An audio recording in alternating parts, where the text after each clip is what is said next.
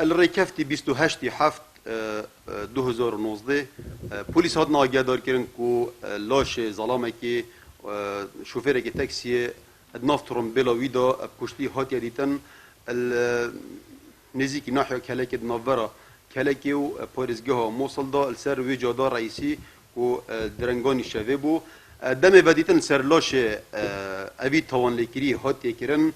ناس ناموی هات دیار کردن که ظلامه که 58 سالیه و ناوی ویسامی سلیمانه و آکنجی پارزگاه حولیریه اکثر هات روانه کردن بو نوشداری داد بو زانینا اگرن درستن کشتناوی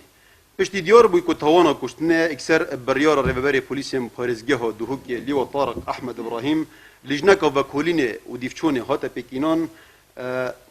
دماوی سر روژا دا افسر و پولیسین ماشیان